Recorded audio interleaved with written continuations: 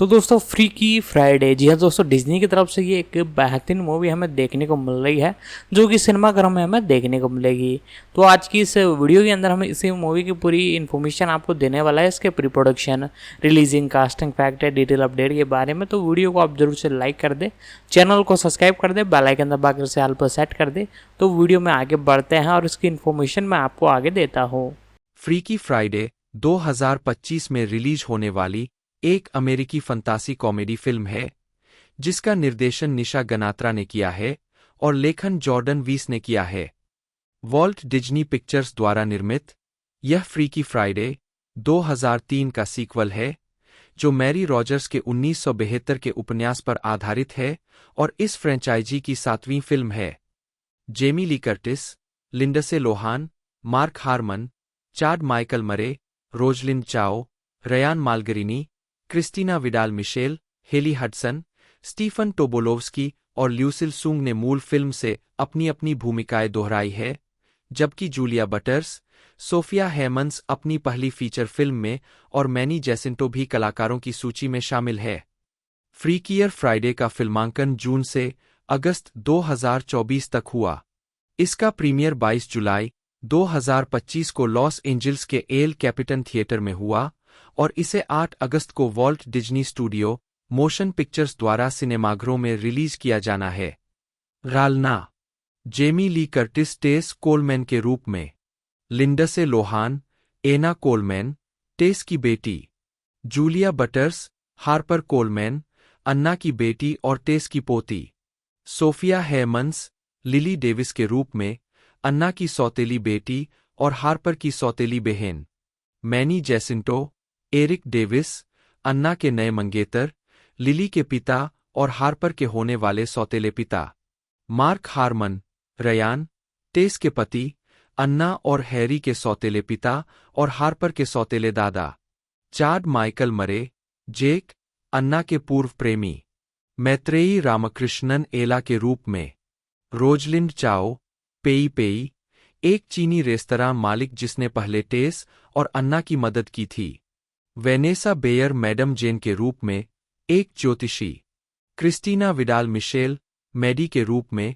अन्ना की सबसे अच्छी दोस्तों में से एक, हेली हडसन पेग के रूप में, अन्ना की सबसे अच्छी दोस्तों में से एक, रयान मालगरिनी, हैरी कोलमैन, टेस का बेटा, अन्ना का छोटा भाई, रयान का सौतेला बेटा और हार्पर का चाचा, ल्यूसिल सूंग, पेई पेई की मां के रूप में, स्टीफन टोबोलोव्स्की, श्री एल्टन बेट्स के रूप में, जॉर्डन ई कूपर जेट के रूप में, एलेन हेंड्रिक्स, ब्लेक काले, क्लो फाइनमैन गिगी के रूप में।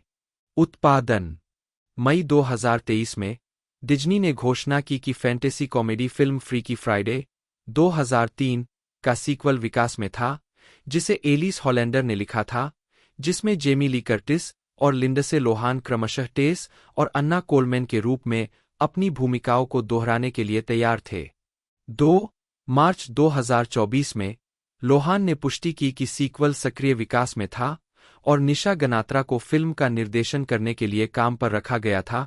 जॉर्डन वीस ने पटकथा को फिर से लिखा था। 3-4 जून 2024 में Julia Butter, 5 Manny Jacinto, 6 Sofia Hemans और मैत्रेयी रामकृष्णन 7 कलाकारों में शामिल हुए। 8 अगले महीने जॉर्डन ई कूपर कलाकारों में शामिल हो गए। 9 मुख्य फोटोग्राफी लॉस एंजिल्स में 24 जून 2024 को शुरू हुई, 8 और 21 अगस्त को समाप्त हुई। 10 फिल्म का आधिकारिक शीर्षक कर्टिस और लोहान द्वारा 2024 D23 the ultimate Disney fan event में 9 अगस्त को घोषित किया गया था। 11 जनवरी 2025 में यह पता चला कि वेनेसा बेयर कलाकारों में शामिल हो गईं। 12 टीजर ट्रेलर जारी होने के बाद यह खुलासा हुआ कि एलेन हेंड्रिक्स भी फिल्म में दिखाई देंगी। 13 एलेनोर इन्फेंट ने फिल्म का संपादन किया। 14 संगीत मुख्य लेख फ्रीकियर फ्राइडे साउंड ट्रैक। मार्च 2025 में यह घोषणा की गई कि एमी डोहर्टी फिल्म का स्कोर तैयार करेंगी। इससे पहले उन्होंने गनात्रा के साथ द हाई नोट 2020 में सहयोग किया था। 15 11 जुलाई 2025 को काल्पनिक बैंड पिंक स्लिप के गाने टेक मी अवे का एक नया संस्करण हॉलीवुड रिकॉर्ड्स द्वारा फ्रीकी फ्राइडे के लिए एकल के रूप में जारी किया गया था। गाने का एक पिछला संस्करण फ्रीकी फ्राइडे में दिखाई दिया था। 16 पूरा साउंड ट्रैक 1 अगस्त 2025 को जारी किया गया था।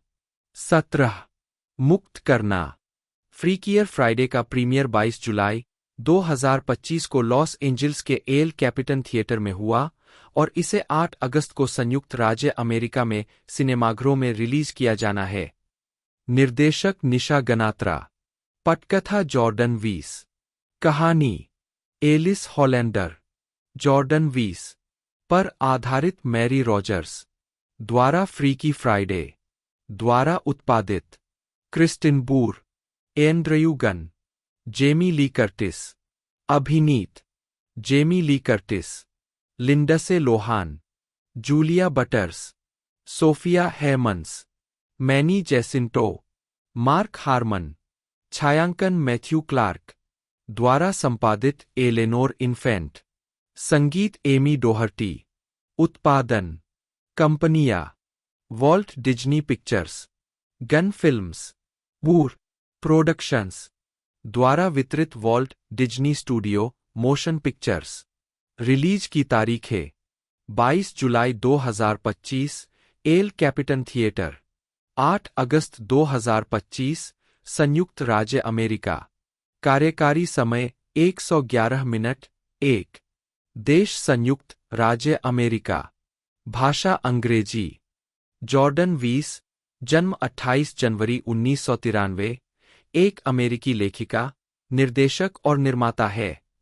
उन्होंने कैट डेनिंग्स अभिनीत हुलू सीरीज डॉल्फेस का निर्माण किया, एक जिसका प्रीमियर नवंबर 2019 में हुआ।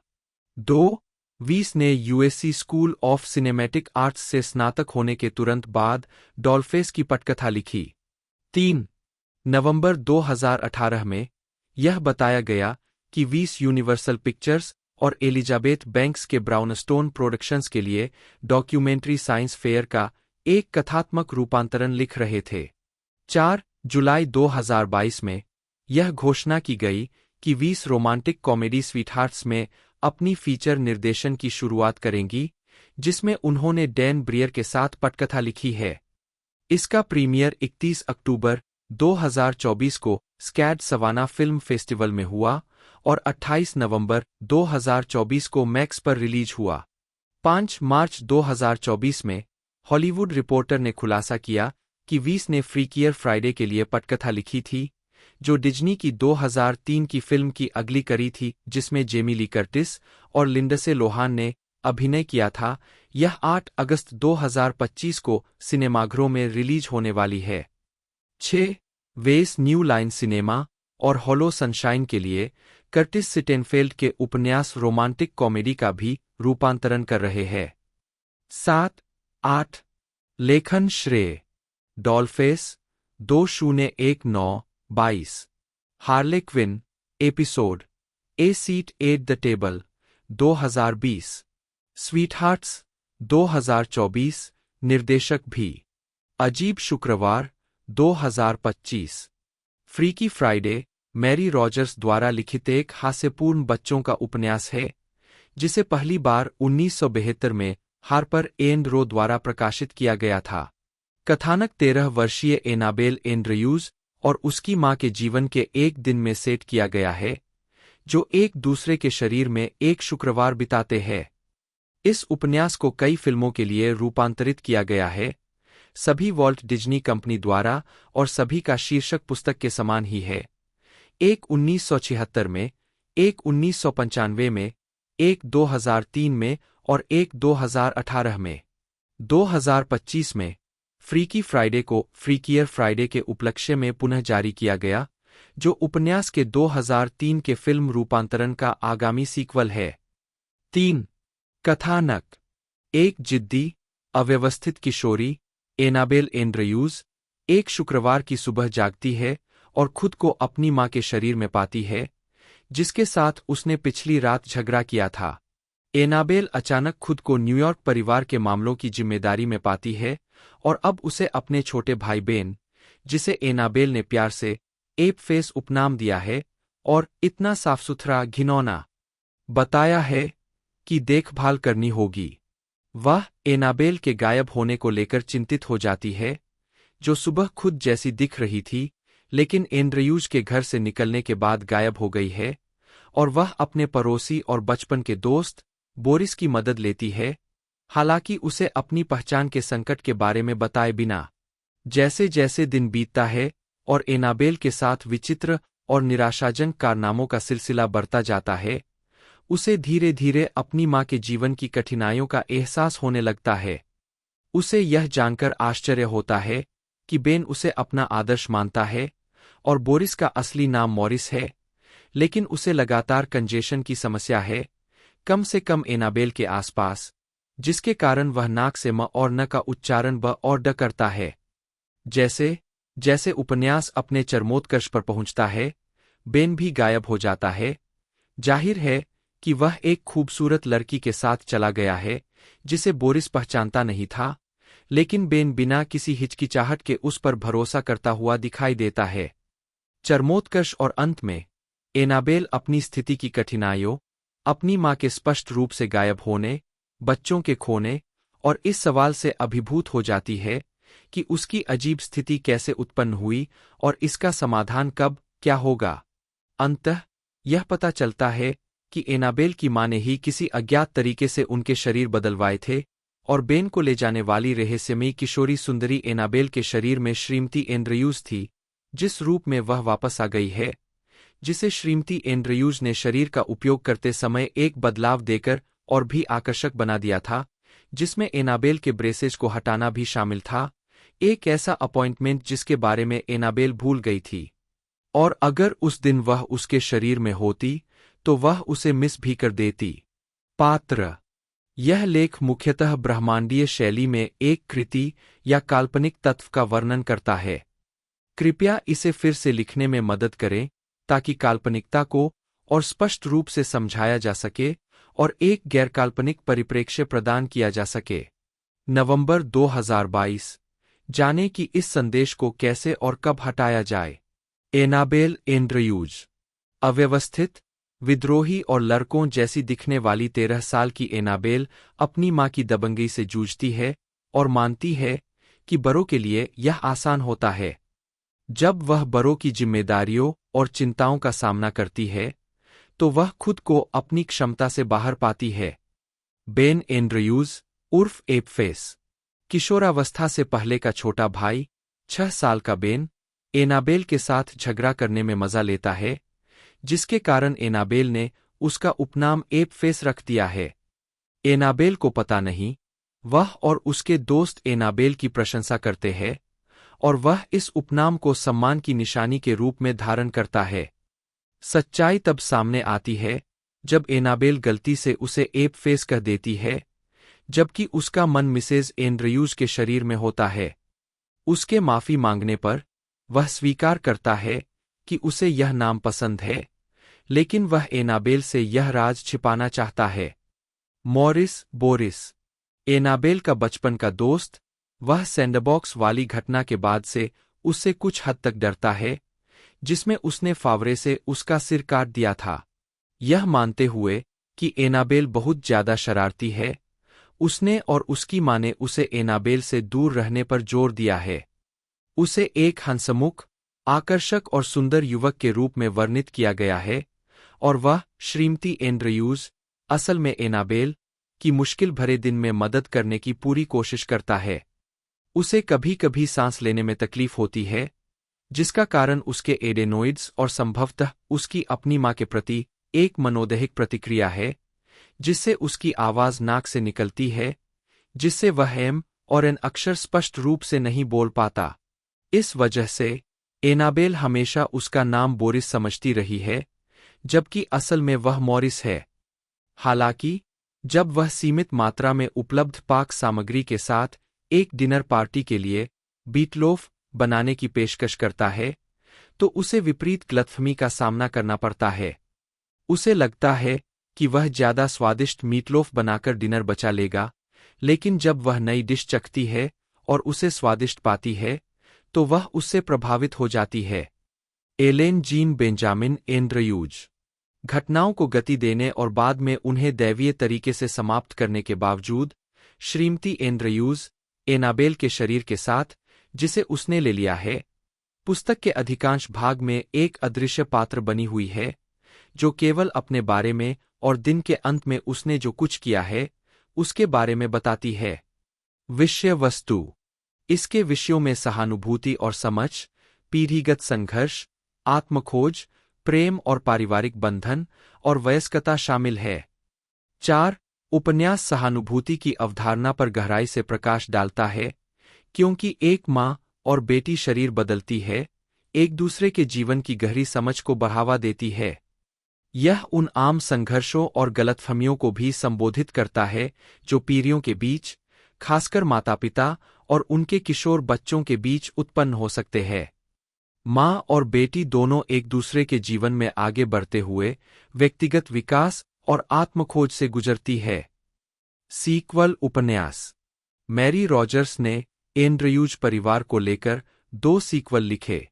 ए बिलियन फॉर बोरिस अक्टूबर 1974 में एनाबेल और उसकी दोस्त बोरिस को एक ऐसा टीवी सेट मिलता है जो भविष्य के प्रसारणों को दिखाता है और घुड़दौड़ पर सट्टा लगाना शुरू कर देते हैं। 6-7 समर स्विच सितंबर 1982 में एनाबेल का छोटा भाई बेन और उनके पिता बिल गर्मियों की छुट्टियों में जाने से पहले अनजाने में शरीर बदल लेते हैं, जिससे लड़का हॉलीवुड में बातचीत करने और पिता समर कैंप में जाने के लिए निकल जाते हैं। 8-9 एंड्रयूज परिवार के तीनों उपन्यास जल्द ही हार्पर ट्रॉफी ट्रेड पेपरबैक संस्करणों में प्रकाशित हुए। बाद के हार्पर ट्रॉफी संस्करणों में दूसरी कहानी को ईएसपी टीवी 1999, 10 और a billion for Boris also known as ESP TV 2003 शीर्षक दिया गया है। इसके अतिरिक्त रॉजर्स और हीथर हैच द्वारा सहलिखित एक विषयगत सीक्वल मई 2009 में द बोवेन प्रेस और हार्पर कॉलिंस पब्लिशर्स एलएलसी द्वारा फ्रीकी मंडे शीर्षक से प्रकाशित किया गया था। कहानी में एक व्यवस्थित दिनचर्या वाली 13 वर्षीय स्कूली छात्रा हेडली और सुश्री पिट नामक एक सहेज और सहेज शिक्षिका बेवजह एक दूसरे के शरीर बदल लेती है।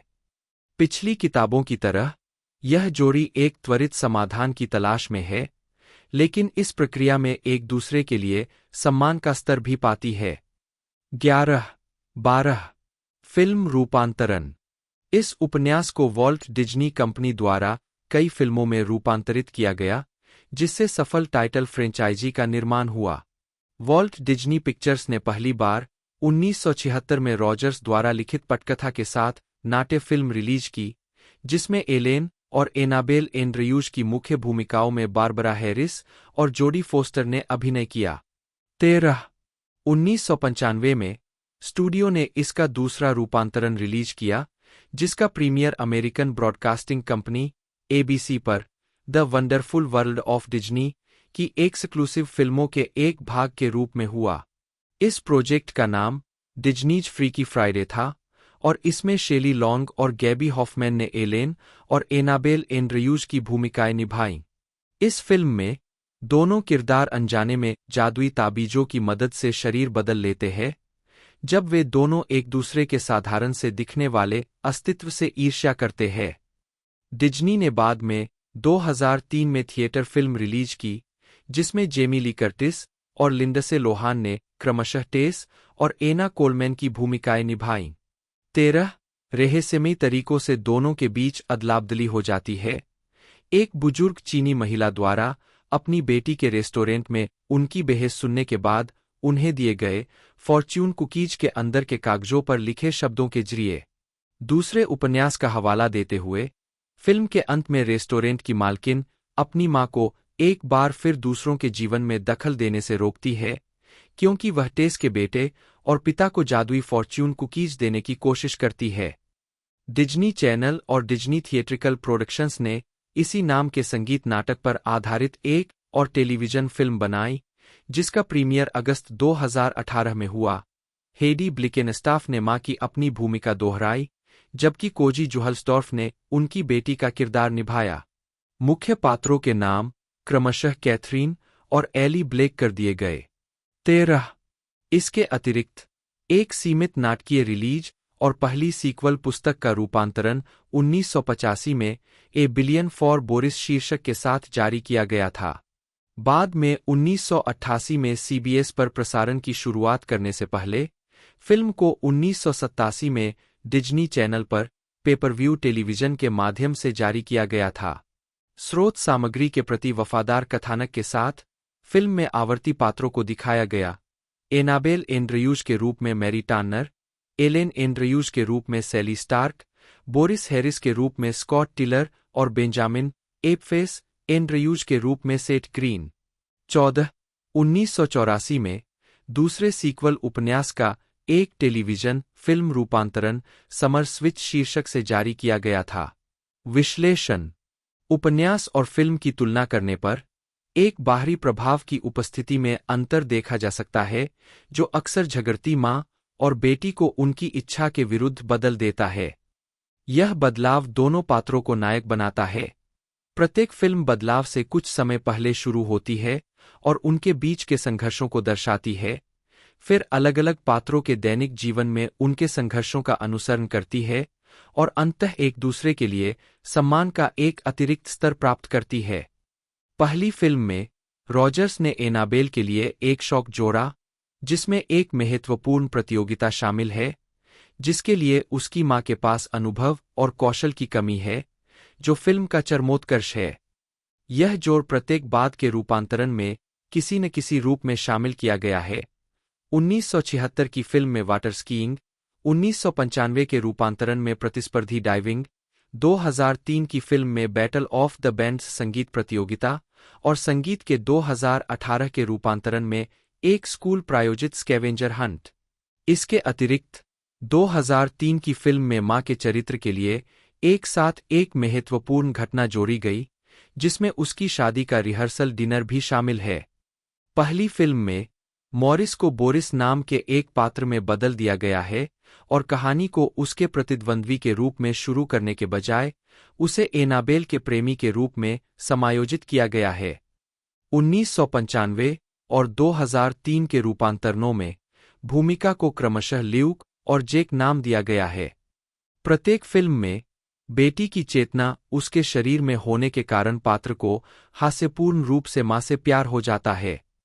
15 उल्लेखनीय रूप से मार्क मैकक्लर ने 1976 की मूल फिल्म और 2003 की रिलीज में एक कैमियो भूमिका में बोरिस के चरित्र को चित्रित किया, जहां चरित्र अब एक डिलीवरी मैन है। दोनों फिल्मों की स्थापना एक ही हीली निरंतरता में होती है। 16 परंपरा क्रिस्टोफर लैंडन द्वारा निर्देशित और लैंडन तथा माइकल केनेडी द्वारा लिखित पटकथा पर आधारित फ्रीकी 2020 फ्रीकी फ्राइडे के मूल कथानक से प्रेरित है और इसे एक हॉरर कॉमेडी स्लेशर फिल्म में एकीकृत किया गया है। फिल्म में विंस वॉन और कैथरीन न्यूटन क्रमशः एक कुख्यात सीरियल किलर और एक प्रताड़ित हाई स्कूल छात्रा की भूमिका में है, जो एक पुराने खंजर से वार करने के बाद शरीर बदल लेते हैं। फिल्म का कार्यकारी शीर्षक फ्रीकी फ्राइडे द 13th था। 17 क्रिस्टिन बूर एक अमेरिकी फिल्म निर्माता है। उन्होंने क्रिस्टोफर रॉबिन 2018 और क्रूएला 2021 जैसी फिल्मों में निर्माता के रूप में काम करने से पहले वॉल्ट डिज्नी पिक्चर्स में एक कार्यकारी के रूप में काम किया था। उन्होंने 2017 में अपनी खुद की प्रोडक्शन कंपनी बूर प्रोडक्शंस बनाई, जहां उन्होंने लायंसगेट के साथ एक फर्स्ट लुक स्टूडियो डील की है। एक आजीविका क्रिस्टिन बूर 1997 में वॉल्ट डिज्नी पिक्चर्स में एक क्रिएटिव एग्जीक्यूटिव के रूप में शामिल हुई। 2017 में निर्माण में जाने से पहले बूर ने राष्ट्रपति सीन बेली के अधीन प्रोडक्शन के कार्यकारी उपाध्यक्ष का पद संभाला था। स्टूडियो में अपने 20 साल के कार्यकाल के दौरान बूर ने टचस्टोन पिक्चर्स की romantic comedy sweet home Alabama जैसी फिल्मों के विकास की देखरेख की, जिसमें रीज विदरस्पून और सैंड्रा बुलॉक और रयान रेनॉल्ड्स अभिनीत द प्रपोजल ह्यूग जैकमैन और क्रिश्चियन बेल के साथ क्रिस्टोफर नोलन की period drama the Prestige, Steve Martin और क्वीन लतीफ़ा के साथ comedy bringing down the house, वेस एंडरसन की द लाइफ एक्वाटिक, और जेमी ली कर्टिस और लिंडसे लोहान के साथ रीमेक फ्रीकी फ्राइडे शामिल है।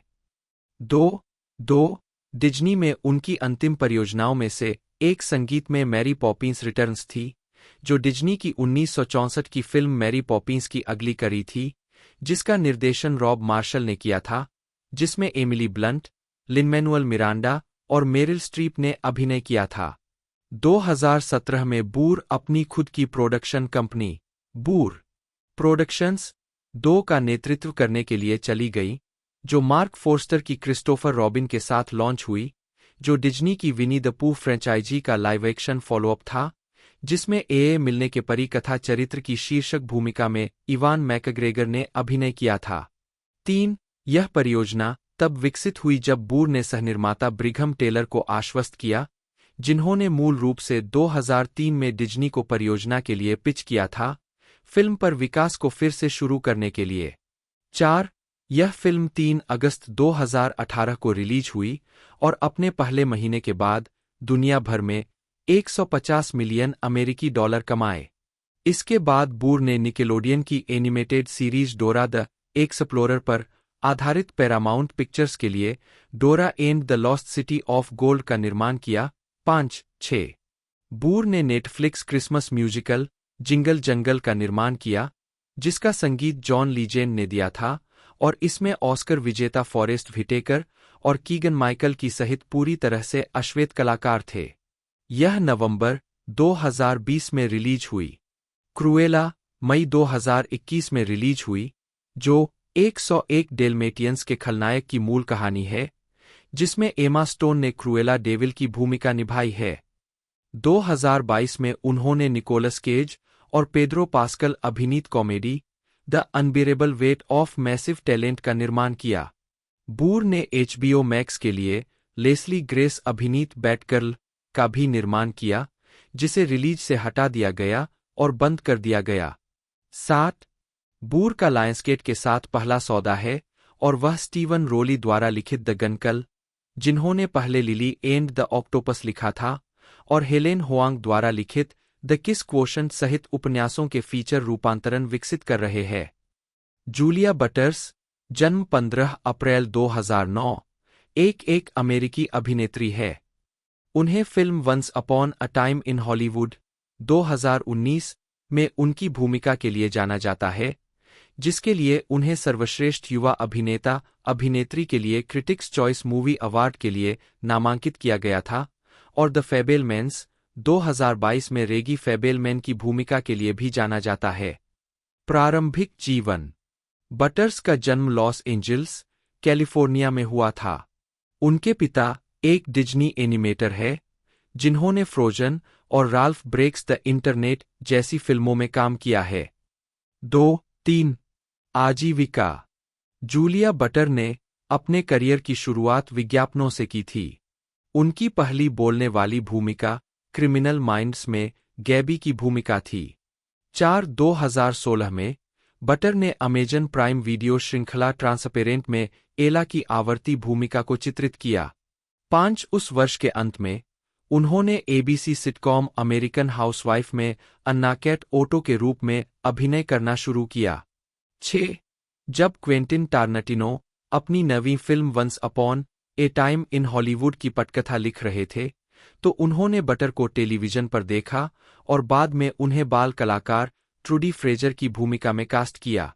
7 इस भूमिका के लिए उन्हें आलोचनात्मक प्रशंसा मिलने के बाद बटर ने इसी तरह के अवसरों का पीछा करने का फैसला किया। 9 जून 2021 में यह घोषणा की गई कि बटर को स्टीवन स्पीलबर्ग की अर्धात्मकथात्मक आने वाली उम्र की फिल्म द फैबेलमैन्स में रेगी फैबेलमैन के रूप में लिया गया था, जो स्पीलबर्ग की बहन एनी पर आधारित एक चरित्र है। 10 अगस्त 2022 में बटर को फिल्म क्वीन ऑफ बोन्स में लिली के रूप में लिया गया था। 11 फिल्मोग्राफी। सोफिया हेमंस, जन्म 16 नवंबर 2006, इंडोनेशियाई मूल की एक अमेरिकी अभिनेत्री है। 1 जीवन और करियर। हेमंस का जन्म साउथ पासाडेना, कैलिफोर्निया में हुआ था और 6 साल की उम्र में वे बोल्डर, कोलोराडो चले गए। 2, 3, 4 हेमंस ने डिज्नी चैनल की फिल्मों अंडर रैप्स 5 और अंडर रैप्स 2, 6 में एमी की भूमिका निभाई और हुलू ओरिजिनल अप हियर में सेलेस्टे की भूमिका निभाई। 7 Hammons Netflix docudrama the Social Dilemma में दिखाई दी, जिसमें उन्होंने स्काइलर गिसोंडो और कारा हेवर्ड के साथ फोन की दीवानी लड़की इसला का किरदार निभाया था। फिल्म का प्रीमियर सनडांस में हुआ और इसे 7 एमी पुरस्कारों के लिए नामांकित किया गया। जून 2024 में यह घोषणा की गई कि हेमंस 2025 की फिल्म फ्रीकियर फ्राइडे में जेमी ली कर्टिस और लिंडसे लोहान के साथ अभिनय करेंगी। 8 मैनुअल लुइस जैसिंटो 1, 2 बटा डी एसेंटियो बटा जे सिंतो 3 फिलिपिनो एच एसेंटियो जन्म 19 अगस्त 1987। 4 एक फिलिपिनो कनाडाई अभिनेता है। टेलीविजन पर कई छोटी भूमिकाओं के बाद उनकी ब्रेकआउट भूमिका NBC sitcom the good place 2016 से 2020 में जेसन मेंडोजा के रूप में आई। जैसिंटो ने bad times at the L royal 2018 और टॉप गन मेवरिक 2022 में छोटी भूमिकाएं की और स्टार वार्स श्रृंखला द एकोलाइट 2024 में स्ट्रेंजर बटा किमिर का किरदार निभाया। 2025 में जैसिंटो डिज्नी की फ्रीकियर फ्राइडे में अभिनय करेंगे। प्रारंभिक जीवन जैसिंटो का जन्म मनीला, फिलीपींस में हुआ था। 5, 6 और वह फिलिपिनो-चीनी मूल के है। 6, 7, 8 उनका परिवार 1990 में कनाडा चला गया। 9 जब वह लगभग 3 साल के थे। 10 उनका पालन पोषण रिचमंड, ब्रिटिश कोलंबिया में हुआ। 11 वह बेसबॉल, 4 और बास्केटबॉल खेलते हुए बड़े हुए। 12 और उन्होंने एक all boys Catholic high school, Vancouver college में पढ़ाई की। 4, 13 उन्होंने ब्रिटिश कोलंबिया विश्वविद्यालय से सिविल इंजीनियरिंग में स्नातक की डिग्री हासिल की। 4, 14, 15 आजीविका इंटर्नशिप के दौरान जैसिंटो ने अभिनय को करियर बनाने का फैसला करने से पहले हिप हॉप नृत्य प्रतियोगिताओं 16 में भाग लिया। 11, 17 वैंकूवर के फिल्म समुदाय में प्रमुख एशियाई अभिनेताओं की कमी से वे निराश हो गए और लॉस एंजल्स चले गए। 18 once upon a time, supernatural और आई जॉम्बी सहित श्रृंखलाओं में छोटी भूमिकाओं के बाद उन्हें 2015 में क्रिस हैडॉक द्वारा कनाडाई जासूसी नाटक द रोमियो सेक्शन में ट्रायड लीडर विंग लेई के रूप में लिया गया। इस भूमिका ने उन्हें एक नाटकीय श्रृंखला में सर्वश्रेष्ठ सहायक प्रदर्शन के लिए लियो पुरस्कार नामांकन दिलाया। 19 2016 में जैसिंटो को NBC comedy the good place में जेसन मेंडोजा के रूप में लिया गया। 21, 22, 23, 24 सितंबर 2018 में जैसिंटो को Top Gun sequel Top Gun Maverick में कास्ट किया गया, जिसमें टॉम क्रूज ने अभिनय किया। 25 नवंबर 2019 में यह घोषणा की गई कि जैसिंटो की Netflix horror drama mini series brand new cherry flavour में मुख्य भूमिका होगी। 26 इसे 13 अगस्त 2021 को रिलीज किया गया। 27 नवंबर 2021 में यह घोषणा की गई कि Jacinto animated comedy adventure series Hailey's On It में स्कॉट को आवाज देंगे, जिसका प्रीमियर जून 2023 में डिज्नी चैनल पर हुआ था। 28 2022 में जैसिंटो ने 8 एपिसोड के science fiction podcast marigold breach में ल्यूकन को आवाज दी। व्यक्तिगत जीवन नवंबर 2019 में जैसिंटो ने घोषणा की कि उन्होंने डिसेंडेंट्स अभिनेत्री डायने डोन से सगाई कर ली है। 31 वह लॉस एंजल्स में रहते हैं। थॉमस मार्क हार्मन जन्म 2 सितंबर 1951 एक अमेरिकी अभिनेता, लेखक, निर्माता, टेलीविजन निर्देशक और पूर्व फुटबॉल खिलाड़ी है। उन्हें एनसीआईएस में लेरॉय जेथरो गिब्स की मुख्य भूमिका निभाने के लिए जाना जाता है। 1970 के दशक की शुरुआत से ही वे कई तरह की टेलीविजन भूमिकाओं में नजर आए हैं, जिनमें सेंट एलसेवियर में Dr Robert Caldwell, Reasonable Doubts में डिटेक्टिव डिकी कॉब और शिकागो होप में डॉ जैक मैकनील की भूमिकाएं शामिल है। उन्होंने Summer School, Prince of Bel Air, Stealing Home, Wyatt Earp, Fear and Loathing in Las Vegas, Crossfire Trail, Local Boys, Freaky Friday और Chasing Liberty जैसी फिल्मों में भी अभिनय किया है। हार्मन ने 2002 में द वेस्ट विंग में 4 एपिसोड की कहानी में सीक्रेट सर्विस के विशेष एजेंट साइमन डोनोवन की भूमिका निभाई। इस भूमिका के लिए उन्हें एमी पुरस्कार के लिए नामांकन मिला। 2-3 एनसीआईएस के विशेष एजेंट लेरॉय जेथरो गिब्स के हार्मन के चरित्र को जेएजी के 2 एपिसोड में अतिथि भूमिका में पेश किया गया था। 2003 से 2021 तक हार्मन ने स्पिन ऑफ एनसीआईएस में उसी चरित्र के रूप में अभिनय किया। 4 प्रारंभिक जीवन। हार्मन का जन्म कैलिफोर्निया के बरबैंक में हुआ था। वे 3 बच्चों में सबसे छोटे थे। उनके माता-पिता हीसमैन ट्रॉफी विजेता फुटबॉल खिलाड़ी और प्रसारक टॉम हार्मन और अभिनेत्री, मॉडल और कलाकार एलिस नॉक्स नी एल्सी लिलियन कॉर्नब्रैथ थे। 5 हार्मन की 2 बड़ी बहनें थीं, दिवंगत अभिनेत्री और चित्रकार क्रिस्टिन नेल्सन, जिनका दिवंगत गायक रिक नेल्सन से तलाक हो गया था, और अभिनेत्री और मॉडल केली हार्मन, जिनकी पूर्व में कार व्यवसायी जॉन डेलोरियन से शादी हुई थी। उनके नाना-नानी ऑस्ट्रियाई अप्रवासी थे। 6 कॉलेज फुटबॉल। 1970 में हार्वर्ड वेस्टलेक स्कूल से हाई स्कूल स्नातक होने के बाद 7 हार्मोन ने लॉस एंजल्स में पियर्स कॉलेज में 2 साल की एसोसिएट डिग्री पूरी की। 8 पियर्स 1971 में अपने दूसरे सीजन के बाद हार्मोन को प्रमुख कॉलेज फुटबॉल कार्यक्रमों से प्रस्ताव मिले।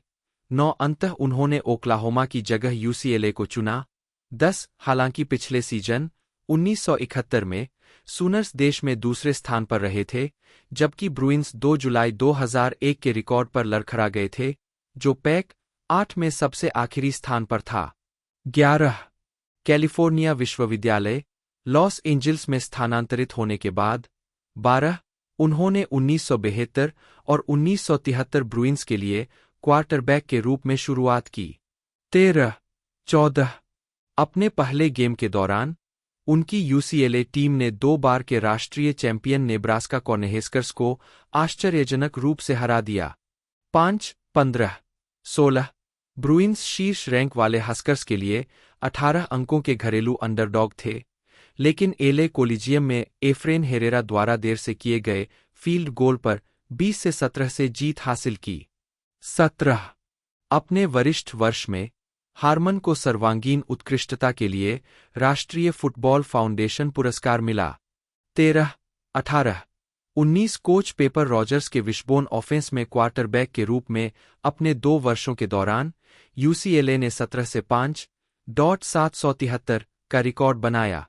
हार्मन 2 सीजन के लिए यूसीएलए के शुरुआती क्वार्टरबैक थे, लेकिन उन्हें 1974 के एनएफएल ड्राफ्ट में नहीं चुना गया था। हार्मन ने 1974 में यूसीएलए से संचार में BA की डिग्री प्राप्त की। 20 उन्हें 2010 में Pierce College athletic hall of fame के उद्घाटन वर्ग में शामिल किया गया था। 8-21 आजीविका। कॉलेज के बाद हार्मन ने विज्ञापन या कानून में अपना करियर बनाने पर विचार किया। 22 हार्मन ने व्यवसाय में एक मर्चेंडाइजिंग डायरेक्टर के रूप में अपना करियर शुरू किया, लेकिन जल्द ही अभिनय में जाने का फैसला किया। 23 उन्होंने अपने करियर का अधिकांश समय कानून प्रवर्तन और चिकित्सा कर्मियों को चित्रित करने में बिताया। उनके पहले राष्ट्रीय टीवी प्रदर्शनों में से एक एथलीट के रूप में केलॉग्स प्रोडक्ट 19 अनाज के विज्ञापन में उनके पिता टॉम हार्मन इसके लंबे समय से टीवी प्रवक्ता के साथ था। अपनी बहन क्रिस्टिन के ससुराल वालों ओजी नेल्सन और हैरियट नेल्सन की बदौलत उन्हें ओजी गर्ल्स के एक एपिसोड में एक अभिनेता के रूप में अपनी पहली नौकरी मिली। इसके बाद एडम 12 पुलिस वुमन और इमरजेंसी के एपिसोड में अतिथि भूमिकाएं निभाईं। 1975 के मध्य में निर्माता रचनाकार जैक वेब, जो दोनों सीरीज के पैकेजिंग करता थे, ने बाद में हार्मन को सैम में कास्ट किया। जो 1978 की एक अल्पकालिक सीरीज थी जो एक लैप्ड अधिकारी और उसके के 9 साथी के बारे में थी। इससे पहले हार्मन को television film Eleanor and Franklin the white house years में रॉबर्ट डनलप की भूमिका के लिए मिनी सीरीज या मूवी में उत्कृष्ट सहायक अभिनेता के लिए एमी नामांकन मिला था। 1978 में वह मिनी सीरीज सेंटेनियल के 3 एपिसोड में कैप्टन जॉन मैकिन्टोश, एक सम्मानीय यूनियन कैवेलरी अधिकारी के रूप में दिखाई दिए। 26 1970 के दशक के मध्य से अंत तक हार्मन ने टीवी सीरीज में अतिथि भूमिकाएं निभाई, जिनमें Laverne and Shirley, Delvecchio, the Hardy Boys, Nancy Drew Mysteries शामिल है, और फीचर फिल्मों कम्स अ हॉर्समैन 1978 और बियॉन्ड द पोसेडॉन एडवेंचर 1979 में सहायक भूमिकाएं निभाईं। इसके बाद उन्हें 1979 की एक्शन सीरीज 240 रॉबर्ट में डिप्टी ड्वेन थिबिडो के रूप में सहअभिनीत भूमिका मिली। यह series Los Angeles county sheriff विभाग के आपातकालीन सेवा विवरण के मिशनों पर केंद्रित थी, लेकिन यह भी अल्पकालिक थी। 1980 में हार्मोन को prime time soap opera flamingo road में नियमित भूमिका मिली, जिसमें उन्होंने मॉर्गन फेयरचाइल्ड के चरित्र के पति फील्डिंग कार्लिस्ले की भूमिका निभाई। शुरुआत में अच्छी रेटिंग के बावजूद 2 सीजन के बाद श्रृंखला रद्द कर दी गई। इसके रद्द होने के बाद उन्हें 1983 में सेंट एल्सेवियर श्रृंखला में डॉ रॉबर्ट कैलडवेल की भूमिका मिली। हार्मोन 1986 की शुरुआत में छोड़ने से पहले लगभग 3 सीजन तक शो में दिखाई दिए, जब उनके चरित्र को असुरक्षित संभोग के माध्यम से एचआईवी का संक्रमण हो गया। यह पहला उदाहरण था जिसमें एक प्रमुख आवर्ती टेलीविजन चरित्र को वायरस का संक्रमण हुआ। चरित्र की एड्स से बाद में ऑफ-स्क्रीन मृत्यु का उल्लेख 2 साल बाद किया जाएगा। 1980 के दशक के मध्य में हार्मोन कूर्स रेगुलर बियर के प्रवक्ता भी बने। 1986 में हार्मन का करियर कई अन्य उच्च बिंदुओं पर पहुंचा। जनवरी में उन्हें पीपल पत्रिका का सेक्सिएस्ट मैन अलाइव नामित किया गया था। 29 फरवरी में सेंट एल्सेवियर से उनके जाने के बाद उन्होंने टेलीविजन फिल्मों प्रिंस ऑफ बेल एयर में मुख्य भूमिका निभाई, जिसमें क्रिस्टी एले के साथ सहकलाकार थे, और द डेलिब्रेट स्ट्रेंजर, जिसमें उन्होंने वास्तविक जीवन के सीरियल किलर टेड बंडी को चित्रित किया था। अपने करियर के खिलने के साथ उन्होंने 1986 की नाटकीय फिल्म लेट्स गेट हैरी में एक भूमिका निभाई और 1987 की कॉमेडी समर स्कूल में मुख्य भूमिका निभाई, जिसमें फिर से क्रिस्टी एले के साथ सहकलाकार और भविष्य के जेएजी और एनसीआईएस के पूर्व छात्र पैट्रिक लेब्योटो के साथ थे। 1987 में एपिसोडिक टेलीविजन पर संक्षेप में लौटते हुए हार्मन ने मूनलाइटिंग श्रृंखला में एक सीमित जुड़ाव किया। 1988 में उन्होंने 1988 की फीचर फिल्म द प्रेसिडियो में शॉन कॉनरी और मेग रयान के साथ सहअभिनय किया और फिल्म स्टीलिंग होम में जोडी फोस्टर के साथ भी काम किया। 1989 की कॉमेडी वर्थ विनिंग के बाद वह टेलीविजन पर लौट आए और विभिन्न टेलीविजन फिल्मों में दिखाई दिए।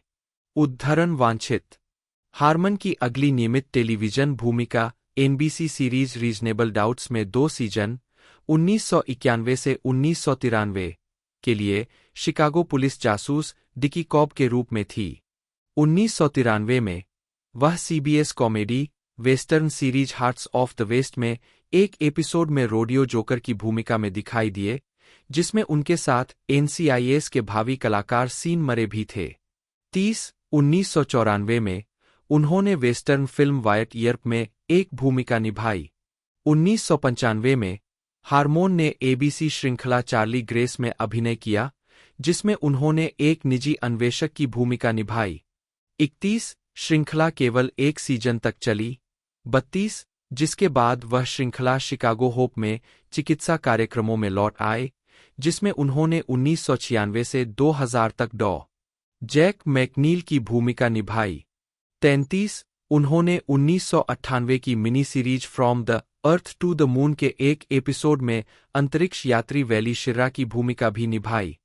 34 उस दौरान उनकी फिल्म भूमिकाओं में fear and Loathing in Las Vegas 1998, crossfire trail 2001 और लोकल बॉयज 2002 शामिल थीं। हारमन ने लॉस एंजिल्स और टोरंटो में कई मंच प्रस्तुतियों में भी अभिनय किया है। लॉस एंजिल्स के कास्ट थिएटर में उन्होंने रेसलर्स और द वेगर में अभिनय किया। 1980 के दशक के उत्तरार्ध में वह की एक्सचेंज के कनाडाई प्रीमियर के कलाकारों में शामिल थे। लव लेटर्स के कई प्रस्तुतियों में उन्हें अपनी पत्नी पाम डॉबर के साथ अभिनय करने का अवसर मिला। 35 NCIS मई 2002 में हारमोन ने 4 एपिसोड की कहानी में द वेस्ट विंग में सीक्रेट सर्विस के विशेष एजेंट साइमन डोनोवन की भूमिका निभाई। इस भूमिका ने उन्हें अपने पहले के ठीक 25 साल बाद अपना दूसरा एमी पुरस्कार नामांकन दिलाया। 24 JAG और NCIS के निर्माता डोनाल्ड P. बेलिसारियो ने उन्हें द वेस्ट विंग में देखा और अप्रैल 2003 में JAG के 2 एपिसोड में हारमोन को अतिथि भूमिका में दिखाया, जहां हारमोन को NCIS एजेंट लेरॉय जेथरो गिब्स के चरित्र के रूप में पेश किया गया था। उस सितंबर से हारमोन ने CBS नाटक NCIS में गिब्स के रूप में अभिनय किया है, एक भूमिका जिसने उन्हें पीपुल्स चॉइस अवार्ड्स में 6 नामांकन दिलाए हैं, जिसमें 2017 में पसंदीदा टीवी क्राइम ड्रामा अभिनेता की जीत भी शामिल है। 2008 से वह निर्माता और कार्यकारी निर्माता भी रहे हैं। 37 शो के 19वें सीजन के चौथे एपिसोड में हारमोन के गिब्स नियमित रूप से श्रृंखला से बाहर हो गए, पिछले सीजन के समापन की घटनाओं से प्रेरित एक निकास। अन्य गतिविधियों हॉलीवुड वॉक ऑफ फेम पर स्टार प्राप्त करने के समारोह में मार्क हारमन। 1 अक्टूबर 2012 को हारमन को हॉलीवुड वॉक ऑफ फेम का 2482वां सितारा मिला। 39 2014 में हारमोन ने NCIS न्यू ऑरलियंस के निर्माण के लिए विंग्स प्रोडक्शंस नामक एक प्रोडक्शन कंपनी शुरू की। 41 2018 तक हारमोन लेखक जॉन सैंडफोर्ड के सबसे ज्यादा बिकने वाले प्रे उपन्यासों पर आधारित एक नई CBS सीरीज के निर्माता के रूप में काम कर रहे हैं। 42 जिसकी दुनिया भर में 30 मिलियन से ज्यादा प्रतियां बिक चुकी है। इनमें से आखिरी 10 द न्यूयॉर्क टाइम्स बेस्टसेलर सूची में नंबर 1 पर पहुंच चुके हैं। 43 हारमन ने 1999 और 2000 में शिकागो होप के 2 एपिसोड, 44 और 2002 में बोस्टन पब्लिक के 2 एपिसोड का निर्देशन भी किया। 44 2023 में हारमोन ने सेवानिवृत्त NCIS विशेष एजेंट लियोन कैरोल जूनियर के साथ मिलकर ghosts of Honolulu, A Japanese spy, A Japanese American spy Hunter and the untold story of Pearl Harbor जारी किया। 45 हारमोन ने ऑडियो बुक भी सुनाई। व्यक्तिगत जीवन हारमन फुटबॉल खिलाड़ी टॉम हारमन और अभिनेत्री एलिस नॉक्स के बेटे हैं। उनकी बहनें केली, जो एक अभिनेत्री और मॉडल थीं, और क्रिस्टिन, जो एक अभिनेत्री और चित्रकार थीं, है। क्रिस्टिन का 27 अप्रैल 2018 को दिल का दौरा पड़ने से निधन हो गया। 46 हारमन 21 मार्च 1987 से अभिनेत्री पाम डॉबर से विवाहित है। 35 इस जोड़े के 2 बेटे हैं। उनके बेटे सीन ने कई NCIS एपिसोड में युवा गिब्स की भूमिका निभाई थी। 47 वे कम ही दिखाई देते हैं और अपने बच्चों के साथ सार्वजनिक रूप से कम ही दिखाई देते हैं। हारमन रिकी नेल्सन और जॉन डेलोरियन के बहनोई थे और अभिनेत्री ट्रेसी नेल्सन और रॉक जोरी नेल्सन के गायक मैथ्यू और गुन्नार नेल्सन के चाचा है। 48 49 1987 में हारमन ने अपने भतीजे सैम, क्रिस्टिन के बेटे, की कस्टडी के लिए अर्जी दायर की, इस आधार पर कि वह अच्छी परवरिश करने में असमर्थ थी। सैम के मनोचिकित्सक ने गवाही दी कि 13 वर्षीय लड़का अपनी मां को एक अजगर के रूप में चित्रित करता था और उसकी मां के मिजाज के उतार चढ़ाव और उसे अपने भाई बहनों के साथ रहने से रोकने की शिकायत करता था। बाद में हारमन ने कस्टडी की मांग वापस ले ली। 50 51 1988 में हारमन एक minor league baseball team San Bernardino Spirit के सहमालिक थे।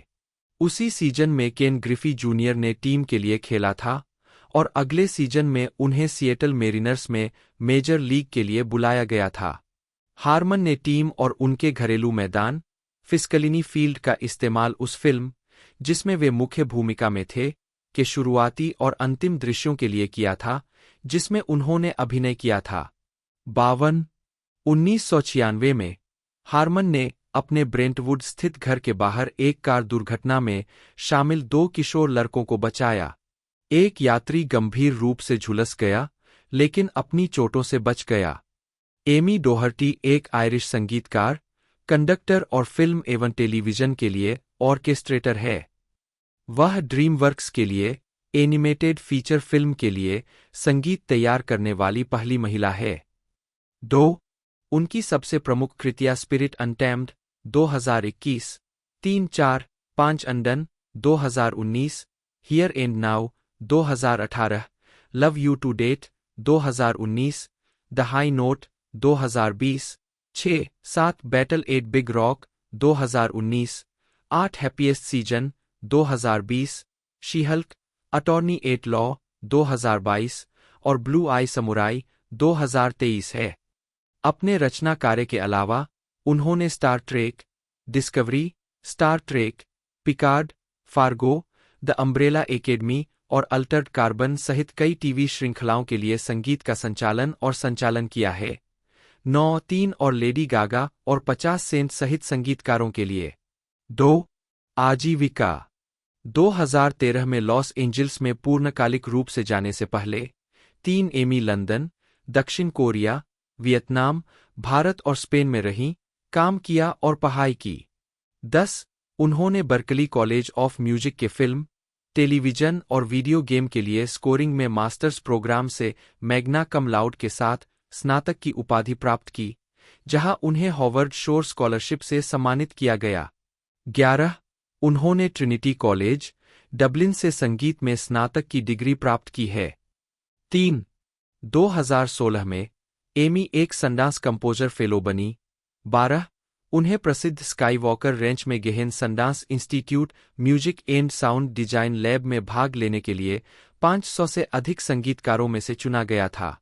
लैब में अपने समय के बाद उन्हें 2016 Sundance Institute Time Warner Foundation composer fellow के रूप में घोषित किया गया। 13. 2013 में उन्हें एस्कैप फाउंडेशन हेरोल्ड अर्लेन पुरस्कार 14 मिला, जब उन्हें एस्कैप टेलीविजन और फिल्म स्कोरिंग वर्कशॉप में भाग लेने के लिए दुनिया भर के 12 संगीतकारों में से एक चुना गया। स्पिरिट अनटैम्ड के लिए उनके स्कोर को 2021 international film music critics association award for best original score for an animated film के लिए नामांकित किया गया था। 15. स्कोर को द फिल्म म्यूजिक इंस्टीट्यूट से प्रशंसा मिली है। ऊंची आवाजें, उद्दाम पुराने पश्चिमी ऑर्केस्ट्रेशन, जातीय ऊर्जा, नृशंस खलनायकों को कोरे मारना और मोरिकोन टोपी के लिए टिप्स ड्रीमवर्क्स में एक महिला संगीतकार के लिए पहली बार एक प्रभावशाली प्रदर्शन करते हैं। 3. डोहर्टी ने 2019 Hollywood music in media awards HMM में मरून्ड 16 के लिए एनिमेटेड शॉर्ट के लिए सर्वश्रेष्ठ स्कोर जीता। 17. 2022 में उन्हें IFMCMCA international music film critics awards breakthrough composer of the year के लिए नामांकित किया गया था। मैरी रॉजर्स 11 जनवरी 1931, 26 जून 2014 एक अमेरिकी संगीतकार, पटकथा लेखिका और लेखिका थीं। उन्होंने फ्रीकी फ्राइडे उपन्यास लिखा, जो 1976 में जोडी फोस्टर अभिनीत एक फिल्म का आधार बना, जिसकी पटकथा उन्होंने लिखी थी। साथ ही इसके 3 अन्य संस्करण भी लिखे थे। उनकी सबसे प्रसिद्ध संगीतमय फिल्में वंस अपॉन अ मैट्रेस और द मैर शो थीं, और उन्होंने मार्लो थॉमस के सफल बच्चों के album free to be you and me में भी गीत लिखे थे। प्रारंभिक जीवन। रॉजर्स का जन्म न्यूयॉर्क शहर में हुआ था। वह संगीतकार रिचर्ड रॉजर्स और उनकी पत्नी डोरोथी बेले नी फीनर की बेटी थीं। उनकी एक बहन श्रीमती लिंडा एमोरी थीं। उन्होंने मैनहट्टन के ब्रियरली स्कूल में पढ़ाई की और वेलेस्ली कॉलेज से संगीत में स्नातक की उपाधि प्राप्त की। 1. उन्होंने 16 साल की उम्र में संगीत लिखना शुरू कर दिया था और उनके पेशेवर करियर की शुरुआत लिटिल गोल्डन रिकॉर्ड्स के लिए गीत लिखने से हुई, जो बच्चों के लिए 3 मिनट के गीतों वाले एल्बम थे। 2 इन रिकॉर्डिंग्स में से एक, अली बाबा एंड द 40 थीव्स, जो 1957 में रिलीज हुई थी, में मैरी रॉजर्स द्वारा गीतकार सैमी काहन के साथ लिखे गए गीतों पर बिंग क्रॉस्बी द्वारा प्रदर्शन किया गया था। उन्होंने टेलीविजन के लिए भी संगीत तैयार किया, जिसमें प्रिंस स्पेगेटी के विज्ञापन का जिंगल भी शामिल है। 3 आजीविका, उनका पहला पूर्ण लंबाई वाला संगीत, वंस अपॉन ए मैट्रेस, जो गीतकार मार्शल बेरर, जिनके साथ उन्होंने लगभग 1 दशक तक गीत लिखना जारी रखा, के साथ उनका पहला सहयोग भी था, मई 1959 में ऑफ ब्रॉडवे में खोला गया और बाद में वर्ष में ब्रॉडवे में स्थानांतरित हो गया।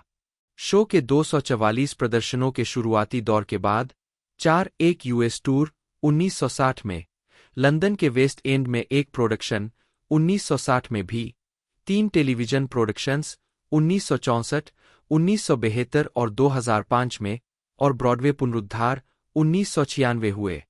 मूल ब्रॉडवे प्रोडक्शन, मूल लंदन प्रोडक्शन और ब्रॉडवे पुनरुद्धार के लिए कास्ट एल्बम जारी किए गए थे। आज तक शो को संयुक्त राज्य भर में सामुदायिक और स्कूल समूहों द्वारा अक्सर प्रदर्शन किया जाता है।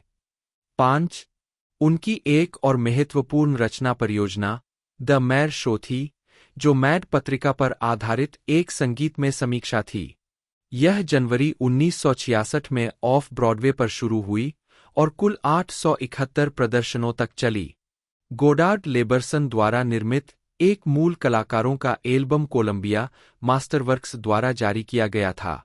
हालांकि यह शो भी मार्शल बेरर के सहयोग से शुरू हुआ था, लेकिन परियोजना पूरी होने से पहले ही उन्होंने इसे छोड़ दिया और शो के शेष गीतों में लैरी सीगल, शो की पुस्तक के सहलेखक, स्टीवन विनावर और स्टीफन सोंडहाइम के बोल शामिल है, जिन्होंने छद्म नाम एस्टेबन रिया नीडो के तहत द गर्ल फ्रॉम इपानेमा की पैरोडी द बॉय फ्रॉम के बोल लिखे।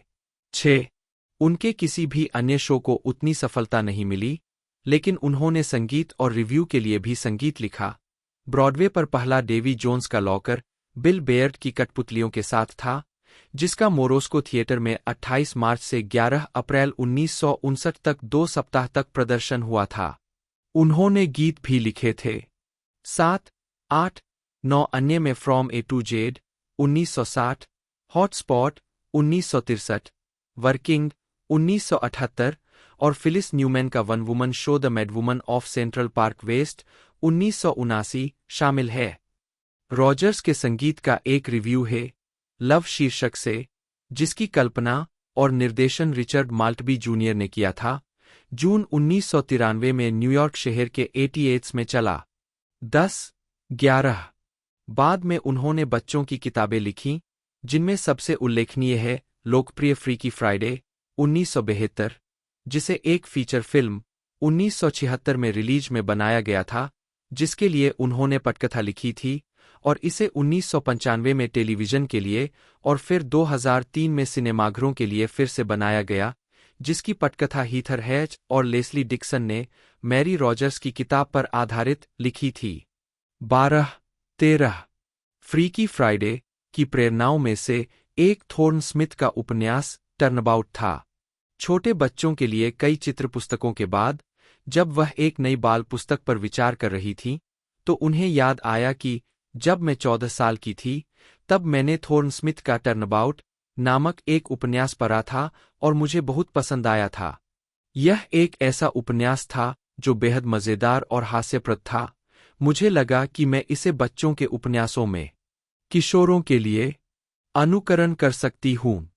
14 रॉजर्स की अन्य बच्चों की किताबों में the रॉटन book 1969, A billion for Boris 1974, जिसे बाद में ईएसपी टीवी शीर्षक के तहत पुनः प्रकाशित किया गया, और समर स्विच 1982 शामिल है, और उन्होंने बच्चों के ऐतिहासिक album free to be you and me में गीतों का योगदान दिया।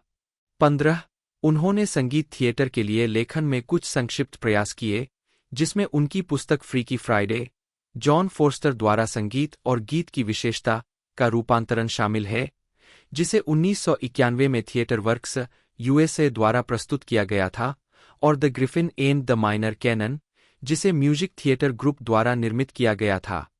लेकिन बाद के शो के बाद उन्होंने कभी संगीत का एक और नोट नहीं बनाया और फिर कभी पियानो भी नहीं बजाया। 3. 2022 में उनकी मृत्यु के 8 साल बाद रॉजर्स के संस्मरण shy the alarmingly outspoken memoirs of Mary Rodgers में प्रकाशित हुए, जेसी ग्रीन द्वारा सहलिखित। जेमी ली कर्टिस, जन्म 22 नवंबर 1958, एक अमेरिकी अभिनेत्री, निर्माता और बच्चों की लेखिका है। हॉरर और स्लेशर शैलियों में अपने अभिनय के लिए जानी जाने वाली कई कॉमेडी के साथ उन्हें चीख रानी माना जाता है। 2023 तक उनकी फिल्मों ने बॉक्स ऑफिस पर $2.5 बिलियन से अधिक की कमाई की है। कर्टिस को कई पुरस्कार मिले हैं, जिनमें एक अकादमी पुरस्कार, एक बाफ्टा पुरस्कार, एक प्राइम टाइम एमी पुरस्कार, 2 गोल्डन ग्लोब पुरस्कार और 2 स्क्रीन एक्टर्स गिल्ड पुरस्कार, साथ ही एक ग्रैमी पुरस्कार के लिए नामांकन भी शामिल है। अभिनेता जेनेट लेह और टोनी कर्टिस की सबसे छोटी बेटी, कर्टिस ने 1977 में टेलीविजन नाटक क्विंसी एमी के एक एपिसोड में अपनी शुरुआत की। 3. एबीसी सिटकॉम ऑपरेशन पेटीकोट, 1977 से 1978 में मुख्य भूमिका के बाद उन्होंने अगले वर्ष अपनी फिल्म की शुरुआत की जब उन्होंने जॉन कारपेंटर की हैलोवीन 1978 में लॉरी स्ट्रोड के रूप में अभिनय किया। एक महत्वपूर्ण और व्यावसायिक सफलता के साथ फिल्म ने कर्टिस को हॉरर क्षेत्र में एक प्रमुख व्यक्ति के रूप में स्थापित किया, जिसके कारण उन्हें द फॉग, प्रोम नाइट और टेरर ट्रेन सभी 1980 में मुख्य भूमिकाएं मिलीं। वह हैलोवीन के 6 सीक्वल में भूमिका को फिर से निभाएंगी, जिसका समापन 2022 में हैलोवीन एंड्स के साथ होगा। 4. कर्टिस की फिल्म का काम हॉरर के बाहर कई शैलियों में फैला है, जिसमें कॉमेडी ट्रेडिंग प्लेसेस 1983 शामिल है, जिसके लिए उन्होंने सर्वश्रेष्ठ सहायक अभिनेत्री के लिए बाफ्टा जीता, और ए फिश कॉल्ड वांडा 1988, जिसके लिए उन्हें सर्वश्रेष्ठ अभिनेत्री के लिए बाफ्टा के लिए नामांकित किया गया था। 5. परफेक्ट 1985 में एक फिटनेस प्रशिक्षक के रूप में उनकी भूमिका ने उन्हें एक सेक्स सिंबल के रूप में ख्याति दिलाई। 6. बाद में उन्होंने जेम्स कैमरून की ट्रू लाइज 1994 में हेलेन टास्कर के रूप में अपने काम के लिए सर्वश्रेष्ठ अभिनेत्री का गोल्डन ग्लोब पुरस्कार जीता। 7. Everything everywhere all at once 2022 में कर्टिस के डेड्रे ब्यूबेड्रे के चित्रण ने उन्हें कई प्रशंसाएं अर्जित कीं। 8.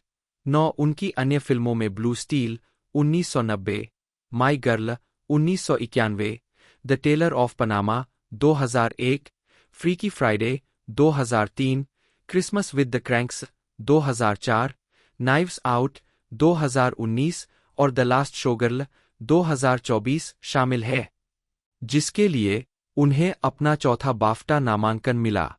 कर्टिस ने सिटकॉम एनीथिंग बट लव 1989 से 1992 में हन्ना मिलर की भूमिका के लिए अपना पहला गोल्डन ग्लोब जीता और टेलीविजन फिल्म निकोलस गिफ्ट 1998 में अपने काम के लिए उत्कृष्ट मुख्य अभिनेत्री के लिए प्राइम टाइम एमी के लिए नामांकित हुई।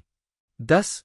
उन्होंने व्यंग्यात्मक स्लेशर श्रृंखला स्क्रीम क्वींस 2015 से 2016 में भी अभिनय किया, जिससे उन्हें 7वां गोल्डन ग्लोब नामांकन मिला। 7. मनोवैज्ञानिक ड्रामा श्रृंखला द बेयर 2022 में डोना बर्जाटो की आवर्ती भूमिका के लिए उन्होंने उत्कृष्ट अतिथि अभिनेत्री के लिए प्राइम टाइम एमी जीता। कर्टिस ने कई बच्चों की किताबें लिखी है, जिन्होंने द न्यूयॉर्क टाइम्स की बेस्टसेलर सूची में जगह बनाई है। 11. प्रारंभिक जीवन 1960 में कर्टिस अपनी मां के साथ एक शिशु के रूप में। जेमी ली कर्टिस का जन्म 22 नवंबर 1958 को कैलिफोर्निया के सांता मोनिका में अभिनेता जेनेट ले, जन्म जीनेट हेलेन मॉरिसन 1927 से 2004 और टोनी कर्टिस, जन्म बर्नार्ड श्वार्टज 1925 से 2010 के घर हुआ था। उनकी मां डेनिश, जर्मन और स्कॉच आयरिश वंश की थीं। 12. उनके पिता यहूदी थे, जो हंगरी के मात्सा जलका से आए प्रवासियों के पुत्र थे। 13 उनकी एक बड़ी बहन अभिनेत्री केली कर्टिस, जन्म 1956, और उनके पिता की बाद की शादियों से 4 सौतेले भाई बहन हैं। एलेक्जेंड्रा अभिनेत्री एलेग्रा कर्टिस, जन्म 1966, बेंजामिन और निकोलस, जिनकी 1994 में ड्रग ओवरडोज से मृत्यु हो गई। 14 कर्टिस के माता पिता का 1962 में तलाक हो गया। उसने कहा है कि तलाक के बाद उसके पिता आसपास नहीं थे और वह पिता बनने में दिलचस्पी नहीं रखते थे। 15 अपने पिता की मृत्यु के बाद उसे पता चला कि वह और उसके भाई बहन सभी उसकी वसीयत से बाहर कर दिए गए थे। 16 उसकी मां ने स्टॉकब्रोकर रॉबर्ट ब्रांड से शादी की, जिसने उसे पालने में मदद की। 17 कर्टिस ने लॉस एंजिल्स में कुलीन हार्वर्ड वेस्टलेक स्कूल और बेवर्ली हिल्स हाई स्कूल में पढ़ाई की और 1976 में कनेक्टिकट के वॉलिंगफोर्ड में चोएट रोजमेरी हॉल से स्नातक किया। 18 1976 में कैलिफोर्निया लौटकर उन्होंने अपनी मां के अल्मा मेटर, कैलिफोर्निया के स्टॉकटन में यूनिवर्सिटी ऑफ द पैसिफिक में कानून की पढ़ाई की। व्यक्तिगत जीवन उनके पहले पति, जिनसे उन्होंने दिसंबर 1951 में शादी की, वकील जूलियन बीटी जूनियर थे। उनके 3 बच्चे थे। 18 यह शादी 1957 में टूट गई। उनके और उनके दूसरे पति, फिल्म कार्यकारी हेनरी गुएटेल के 3 बेटे हुए, जिनमें टोनी पुरस्कार विजेता संगीत थिएटर संगीतकार एडम भी शामिल थे। हेनरी का अक्टूबर 2013 में 85 वर्ष की आयु में निधन हो गया। 19 मैरी रॉजर्स एंड हैमरस्टाइन ऑर्गेनाइजेशन की निदेशक और एस्कैप की बोर्ड सदस्य थीं। उन्होंने कई वर्षों तक जुइलियार्ड स्कूल की अध्यक्ष के रूप में भी कार्य किया। 26 जून 2014 को मैनहट्टन स्थित अपने घर पर हृदय गति रुकने से उनकी मृत्यु हो गई। कर्टिस ने 1977 में ड्रामा सीरीज क्विंसी, एमी के एक एपिसोड से टेलीविजन पर शुरुआत की। 3 वह कई सीरीज में अतिथि कलाकार के रूप में शामिल हुई, जिनमें the Hardy Boys, Nancy Drew Mysteries, 22 Columbo, 23 Charlie's Angels, 24 the Love Boat, 25 और Buck Rogers in the 25th century शामिल है। 26 वह अल्पकालिक कॉमेडी सीरीज ऑपरेशन पेटीकोट 1977 से 1978 में नर्स लेफ्टिनेंट बारबरा दुरान के रूप में दिखाई दी। 27 जो 1959 की फिल्म पर आधारित थी, जिसमें उनके पिता टोनी कर्टिस ने अभिनय किया था।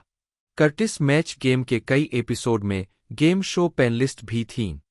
28 उनकी फिल्मी शुरुआत जॉन कारपेंटर की 1978 की हॉरर फिल्म हैलोवीन से हुई, जिसमें उन्होंने लॉरी स्ट्रोर की भूमिका निभाई।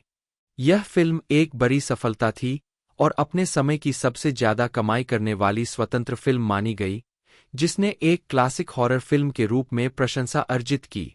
निर्माता डेब्रा हिल ने विशेष रूप से कर्टिस को कास्ट किया क्योंकि उनकी मां, जेनेट लेह, साइको में ऑस्कर नामांकित प्रदर्शन के कारण एक हॉरर आइकन के रूप में जानी जाती थीं।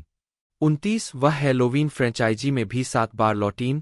Sequel Halloween 2 1981, Halloween H20 years later 1998, Halloween Resurrection 2002, Halloween 2018, Halloween Kills 2021 और हैलोवीन एंड्स 2022 में स्ट्रोर की भूमिका निभाई। हैलोवीन की प्रमुख आलोचनात्मक और व्यावसायिक सफलता के बाद कर्टिस को कई हॉरर फिल्मों में कास्ट किया गया, जिससे उन्हें चीख रानी के रूप में ख्याति मिली। 1980 से 1982 चीख रानी। हैलोवीन के बाद उनकी अगली फिल्म द फॉग थी, जिसे कारपेंटर ने ही निर्देशित और हिल ने निर्मित किया था। फिल्म फरवरी 1980 में मिश्रित समीक्षाओं के साथ शुरू हुई, लेकिन बॉक्स ऑफिस पर मजबूत रही। 31 कर्टिस ने एक हॉरर फिल्म स्टार के रूप में शुरुआत की। रिलीज होने के बाद के वर्षों में फिल्म ने आलोचनात्मक पुनर्मूल्यांकन हासिल किया और एक पंथ का विकास किया। 32 उनकी अगली फिल्म प्रोम नाइट जुलाई 1980 में रिलीज हुई एक कम बजट की कनाडाई स्लेशर फिल्म थी। फिल्म, जिसके लिए उन्हें एक विदेशी अभिनेत्री द्वारा सर्वश्रेष्ठ प्रदर्शन के लिए जिनी पुरस्कार नामांकन मिला, हैलोवीन की शैली के समान थी, फिर भी इसे नकारात्मक समीक्षा मिली जिसने इसे तत्कालीन लोकप्रिय स्लेशर शैली में एक डिस्पोजेबल प्रविष्टि के रूप में चिह्नित किया। बाद की दो फिल्मों में कर्टिस की भूमिकाएं स्ट्रोर जैसी ही थीं, मुख्य पात्र जिसके दोस्तों की हत्या कर दी जाती है और वह व्यावहारिक रूप से जीवित बचने वाला एकमात्र नायक है। फिल्म समीक्षक रोजर एबर्ट, जिन्होंने कर्टिस की 1980 की तीनों फिल्मों की नकारात्मक समीक्षा की, ने कहा कि कर्टिस वर्तमान हॉरर फिल्मों के लिए वही है जो क्रिस्टोफर ली पिछली फिल्म के लिए थे या 1930 के दशक में बोरिस कार्लोफ थे।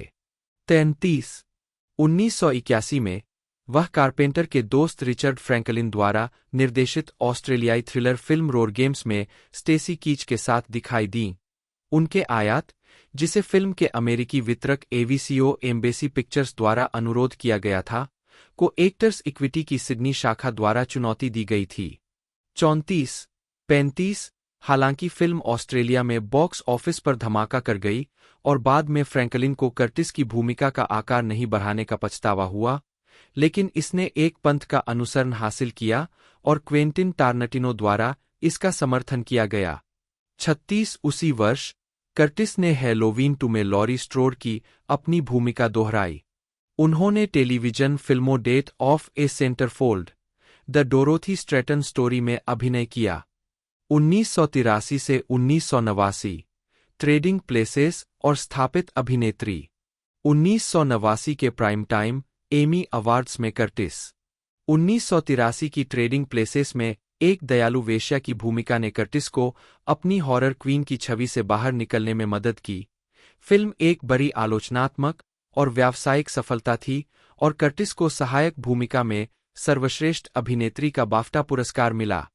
5 उन्होंने पहले कमिंग सून नामक वृत्तचित्र में निर्देशक जॉन लैंडिस के साथ काम किया था।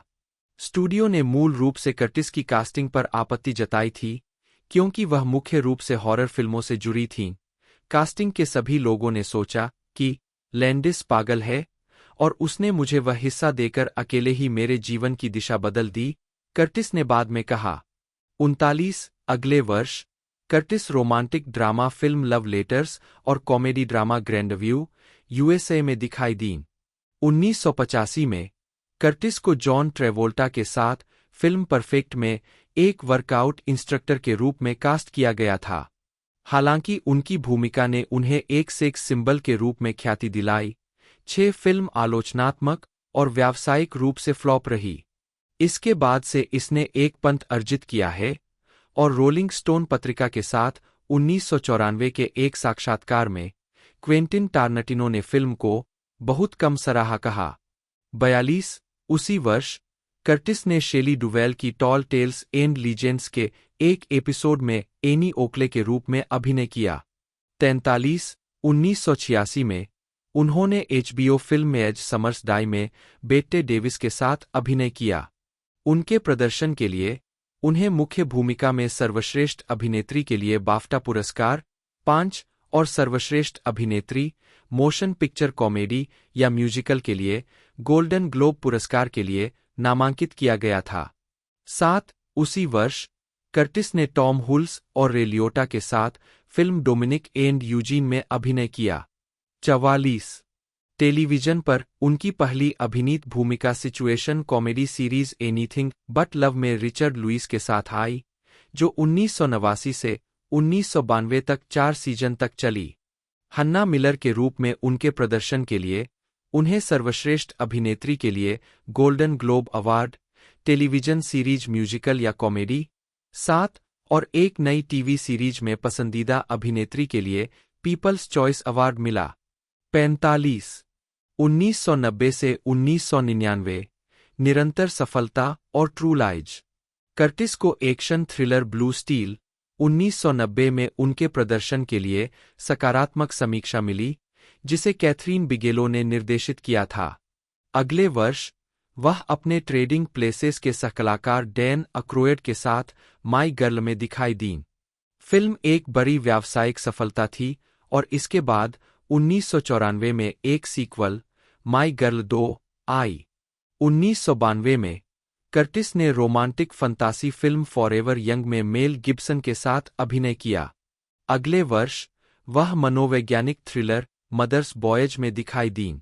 46 कर्टिस को जेम्स कैमरून द्वारा निर्देशित 1994 की action comedy film true lies में उनके काम के लिए गोल्डन ग्लोब पुरस्कार मिला। 7 यह फिल्म आलोचनात्मक और व्यावसायिक रूप से सफल रही और 1994 की तीसरी सबसे ज्यादा कमाई करने वाली फिल्म बन गई। 47 उनके प्रदर्शन ने कर्टिस को अपना पहला स्क्रीन एक्टर्स गिल्ड अवार्ड नामांकन भी दिलाया। 48 उन्होंने वेंडी वासेरस्टीन के नाटक द हेडी क्रॉनिकल्स 1995 के टीएनटी रूपांतरण में अपने काम के लिए एक और गोल्डन ग्लोब पुरस्कार नामांकन अर्जित किया। 1996 में कर्टिस ने पारिवारिक कॉमेडी फिल्म हाउस अरेस्ट में अभिनय किया और sitcom the Drew carry show के एक एपिसोड में दिखाई दीं।